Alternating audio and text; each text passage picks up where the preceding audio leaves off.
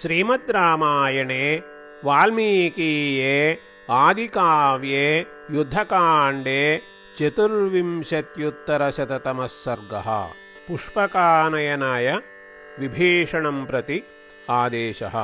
तां रात्रिम् उषितं रामं सुखोत्थितमरिन्दमम् अब्रवीत् प्राञ्जलिर्वाक्यं जयं पृष्ट्वा विभीषणः।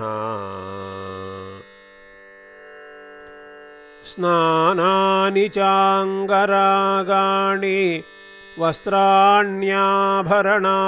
च चन्दनानि च दिव्यानि माल्यानि विविधानि च अलङ्कारविदश्चेमाः नार्यः पद्मनिभेक्षणाः उपस्थितास्त्वां विधिवत् स्नापयिष्यन्ति राघव। प्रतिगृह्णीष्व तत्सर्वं मदनुग्रहकाम्यया। एवमुक्तस्तु काकुत्स्थः प्रत्युवाच विभीषणं हरीन् सुग्रीवमुख्यांस्त्वं स्नानेनाभिनिमन्त्रय। स तु ताम्यति धर्मात्मा मम हेतोः सुखोचितः सुकुमारो महाबाहुः कुमारः सत्यसंस्रवः। तं विना कैकयीपुत्रं भरतं धर्मचारिणं न मे स्नानं बहुमतं वस्त्राण्याभरणानि च। इत एव पथा क्षिप्रं प्रतिगच्छामि तां पुरीम् अयोध्याम् आगतो ह्येषः पन्थाः परमदुर्गमः। एवम् उक्तस्तु काकुत्स्थं प्रत्युवाच विभीषणः अह्ना त्वां प्रापयिष्यामि तां पुरीं पार्थिवात्मजा। पुष्पकं नाम भद्रं ते विमानं सूर्यसन्निभं मम भ्रातुः कुबेरस्य रावणेनाहृतं बलात्। हृतं निर्जित्य संग्रामे कामगं दिव्यमुत्तमं त्वदर्थे पालितं चैतत् तिष्ठत्यतुलविक्रमा। तदिदं मेघसङ्काशं विमानमिह तिष्ठति तेन यास्यसि यानेन त्वम् अयोध्यां गतज्वरः। अहं ते यद्यनुग्राह्यः यदि स्मरसि मे गुणान्। वसतावदिह प्राज्ञा यद्यस्ति मयि सौहृदं लक्ष्मणेन सह भ्रात्रा वैदेह्या चापि भार्यया। अर्चितः सर्वकामैस्त्वं ततो राम गमिष्यसि प्रीतियुक्तस्य मे राम ससैन्यः ससुहृद्गणः।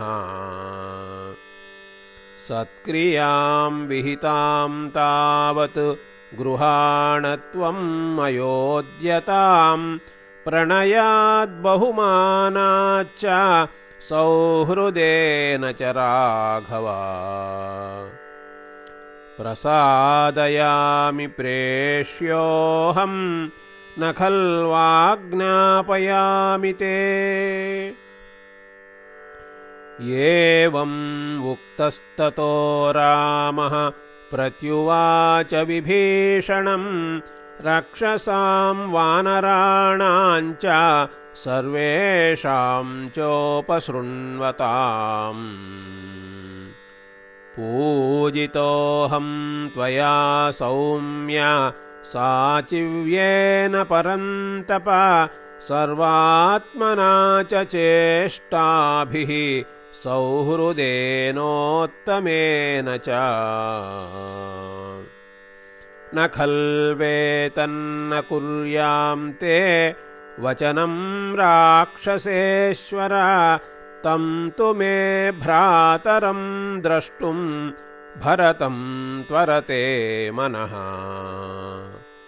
मां निवर्तयितुं योऽसौ चित्रकूटम् उपागतः शिरसा याचतो यस्य वचनं न कृतं मया कौसल्याञ्च सुमित्राञ्च कैकेयीञ्च यशस्विनीं गुरूंश्च सुहृदश्चैव पौरांश्च तनयैः सह उपस्थापय मे क्षिप्रं विमानं राक्षसेश्वर कृतकार्यस्य मे वासः कथं स्विदिह सम्मतः अनुजानीहि मां सौम्य पूजितोऽस्मि विभीषण मन्युर्न खलु कर्तव्यः त्वरितं त्वानुमानये राघवस्य वचः श्रुत्वा राक्षसेन्द्रो विभीषणः तं विमानं समादाय तूर्णं प्रतिनिवर्तत ततः काञ्चनचित्राङ्गं वैडूर्यमयवेदिकं कूटागारैः परिक्षिप्तं सर्वतो रजतप्रभम् पाण्डुराभिः पताकाभिः ध्वजैश्च समलङ्कृतं शोभितं काञ्चनैर्हर्म्यैः हेमपद्मविभूषितम् प्रकीर्णं किङ्किणीजालैः मुक्तामणिगवाक्षितं घण्टाजालैः परिक्षिप्तं सर्वतो मधुरस्वनम् यन्मेरुशिखराकारं निर्मितं विश्वकर्मणा बहुभिः भूषितं हर्म्यैः मुक्तारजतसन्निभैः तलैः स्फाटिकचित्राङ्गैः वैडूर्यैश्च वरासनैः महार्हास्तरणोपेतैः उपपन्नं महाधनैः उपस्थितम् अनाधृष्यं तद्विमानं मनोजवं निवेदयित्वा रामाय तस्थौ तत्र विभीषणः